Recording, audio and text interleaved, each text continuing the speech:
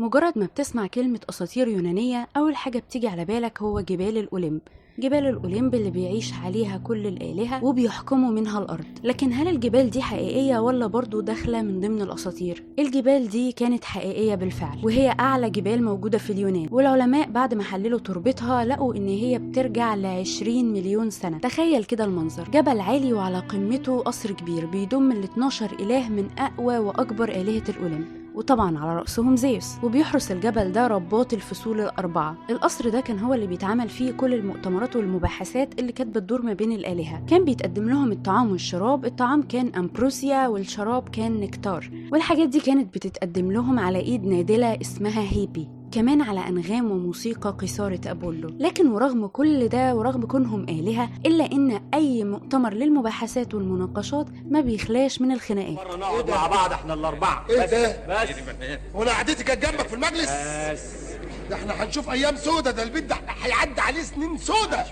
لاجل يا خرا. عشان كده زيوس ما كانش بيسمح ان كل الآلهة تبات مع بعضها في نفس القصر ده، والا طبعا القصر هيولع. فكان عامل لهم قصور تانية حوالين القصر الكبير بتاعه ده، وكان كل إله منهم بيعيش في القصر بتاعه. ده كان باختصار جبل الأوليمب والحياة الذهبية الخاصة بالآلهة اللي كانت فوقه. ال 12 إله دول كانوا عبارة عن زيوس وعيلته، اخواته وزوجته وابنائه، زي مثلا زيوس نفسه وهو طبعا كبير الآلهة، واخواته بوسايدن إله البحر، هيدس إله العالم السفلي، ديميتر إلهة الزراعة، أفروديت إلهة الحب والجمال، هيستيا إلهة موقد النار، وكمان طبعا هيرا واللي كانت زوجته وفي نفس الوقت إلهة الولادة والأمومة. كمان كان بيعيش معاه أولاده زي أريس إله الغضب والانتقام، أبولو إله الموسيقى والشعر، أرتميس إلهة الصيد وحماية صغار الحيوانات والإنسان، أثينا إلهة الحرب والحكمة، وهيرمز واللي كان رسول الآلهة. تعالوا بقى نمسك قائمة الآلهة ال 12 دول، وتحديدا راس القائمة دي الإله زيوس. ده هيكون موضوع حلقتنا النهاردة، خليكم معايا.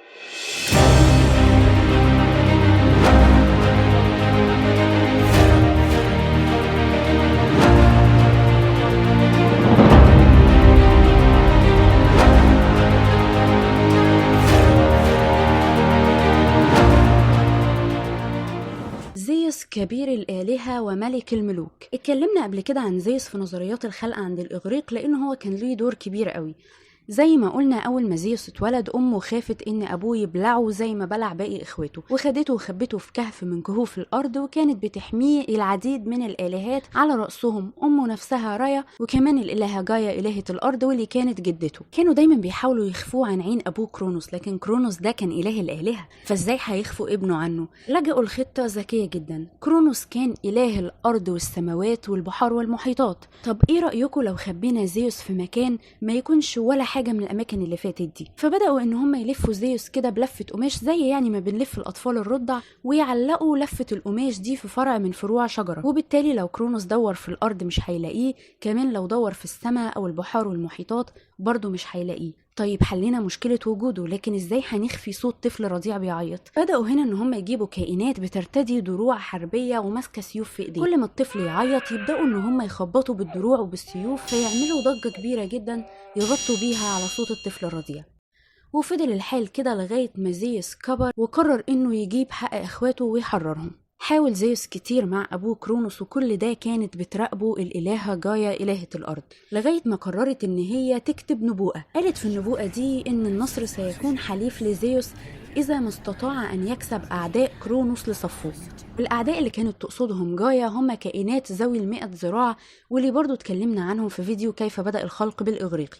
كانوا كائنات كده مخيفة شويتين، وكرونوس ما كانش بيحبهم وكان عايز ينفرد بالألوهية، فحبسهم في تارتاروس أو الجحيم. وهنا كان المطلوب من زيوس إنه يروح يحررهم علشان يكسبهم لصف، ودي الطريقة الوحيدة اللي هيقدر يكسب بيها كرونوس. وبالفعل راح لقى إن تارتاروس بيحرسها واحدة امرأة عجوز كان اسمها كامبي. قدر زيوس إنه يقتلها وبدأ يسرق منها المفاتيح. دخل وفتح الزنازين كلها للكائنات ذوي 100 ذراع، وبالفعل خرجوا مع زيوس علشان يساعدوه في قتل كرونوس. وهبوا لزيوس وقتها هبة عظيمة جدا، وهي صواعق البرق.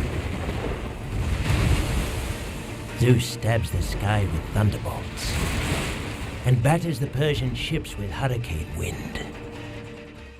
أصبح زيوس يقدر يضرب أي شيء وأي كيان بصواعق البرق بتاعته، وهيتدمر الشيء ده في الحال. كمان وهبوا لأخوه بوسايدن الشوكة الثلاثية اللي بيفضل ماسكها وقاعد بيها فوق البحر، ودي اللي بيقدر بيها انه يضرب البحر فيبدأ البحر يغضب ويثور. مش بس كده، دول وهبوا كمان للأخ الثالث هيدس إله العالم السفلي وإله الجحيم خوذة يقدر لو لبسها يختفي عن أنظار البشر وعن أنظار باقي الآلهة. الثلاث آلهة تسلحوا بالأسلحة بتاعتهم دي وبدأوا يروحوا لكرونوس. أول واحد راح كان الإله هيدس، دخل على مخازن السلاح من ورا أبوه وبدأ يسرق منها كل الأسلحة. سرق كل الأسلحة دي وبدأ يبعتها لإخواته بوسايدن وزيوس. بوسايدن هنا بدأ يشتت كرونوس بأنه هو ضرب البحر بشوكته. بدأ البحر يهيج ويثور وده لفت انتباه كرونوس. اتشتت كرونوس وبدأ يسأل ايه اللي عمل ده في البحر، وفي عز تشتته ده بدأ زيوس ينزل عليه بصواعق البرق واحدة ورا التانية. وقع كرونوس ميت وتشارك الإخوة كلهم في ألوهية الكون.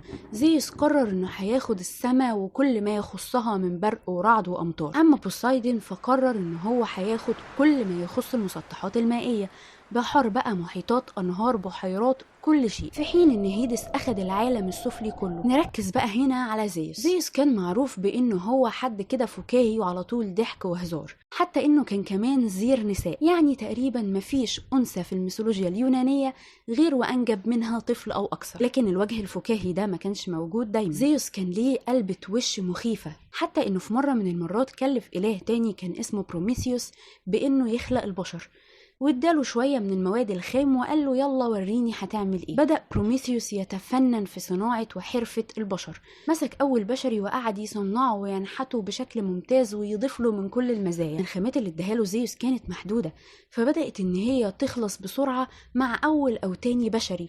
هنا بدأ يطلع بروميثيوس ويقول له أنا عايز أعملهم كاملين وانت اديتني كميات محدودة، أنا عايز خامات أكتر. هنا زيوس قال له لأ، أنا عايز البشر دايما ضعاف علشان دايما أقدر إني أتحكم فيهم.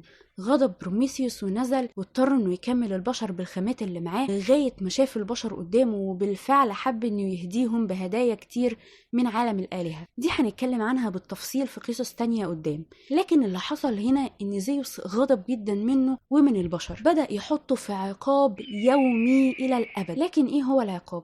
ده هنقوله في قصة بروميثيوس، تابعونا على القناة وهتعرفوا. مش بس كده، ده كمان عاقب البشر بإنه نزل عليهم كل الشرور والظلام اللي في العالم، ودي برضو قصة تانية هنحكيها لكم بعدين. نرجع لزيوس واللي قرر إنه عايز يتجوز من أخته هيرا. كانت دايما خايفة من إنه عينه زايغة وإنه يعني ما ينفعش يكون زوج ملتزم، ولكن زيوس خلاص حط الموضوع في دماغه. هنا تحول زيوس لطائر وبدأ إنه يقف على شباك أوضتها. بسبب الرحمة اللي كانت في قلب هيرا بدأت إن هي تدخله الأوضة عندها. أول ما دخلته بدأ زيوس يتحول ويقول لها أنا زيوس وأنا عايزة أتجوزك وأنا مصمم. اضطرت هيرا إن هي توافق علشان كمان منظرها قدام باقي الآلهة، وفعلا اتجوزوا. أنجب منها 7 من الأبناء، وكان منهم واحد بس عايش معاهم على جبال الأوليمب من ال 12 إله، وهو الإله أرس، إله الانتقام والغضب. لكنه مع الأيام ولأن اللي فيه طبع مش بيتغير أبدا، بدأ زيوس تاني إنه عينه تزوغ، وبدأ إنه يتعرف على سيدات كتير وينجب منهم كتير. طبعا كل ده كان بيضايق هيرا، وأشهر مثال على ده قصة تعذيبها لهيركل أو هيركليز بسبب إنه ابن لزيوس من امرأة غيرها. غيرة هيرا دي بدأت تضايق زيوس، قعد ينصحها مرة واتنين مفيش فايدة، لغاية ما في يوم من الأيام قرر إنه يجيب قيود من ذهب ويبدأ يعلقها من إيديها ما بين السماء والأرض. طبعا كل الآلهة صارت وغضبت، إزاي تعمل كده في إلهة كبيرة زي الإلهة هيرا، وتحديدا إخواتها بوسايدن وهيدس ما عجبهمش أبدا اللي زيوس عمله. لغاية ما في يوم من الأيام ظهر واحد من أبناء هيرا وكان اسمه هيفاستوس، كان إله النار والحدادة. الإله ده ما كانش عنده قدر كبير من الجمال، فكانت هيرا ما بتحبهوش وبتتجنبه، ولكن هو ده الإله الوحيد اللي قدر يقف قدام زيوس ويحرر أمه. نيجي بقى هنا لختام حدوتتنا وآخر سؤال، بس الأول ما تنسوش تدوسوا على زرار السبسكرايب وكمان زرار الجرس. خلونا نبص من ناحية الإغريق القدماء. هل زيوس لسه عايش؟ لأن ما وصلتش في أي أسطورة أو أي قصة قديمة بأن زيوس مات. معظم الآلهة كانوا بيتم ذكرهم بأن الإله الفلاني مات بالطريقة الفلانية، لكن زيوس ما وصلت لناش أبدا النهاية دي. وفقا برضو لنظرة الإغريق القدماء، أي إله من آلهة الإغريق بيموت فقط في حالة واحدة، وهو إن البشر يبطلوا إن هم يعبدوا الإله ده، وبالتالي يبدأ يضعف واحدة واحدة ويموت. You created them for what reason? So their prayers would fuel our immortality. طيب يعني برضو هل زيوس مات والناس بطلت تعبده؟ لا، الناس ما بطلتش.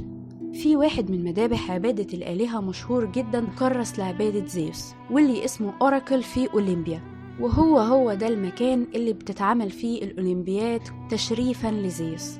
وبناء على النظرية دي، ولو احنا بنبص من نظارة الإغريق القدماء، فزيوس لسه عايش. دمتم بخير.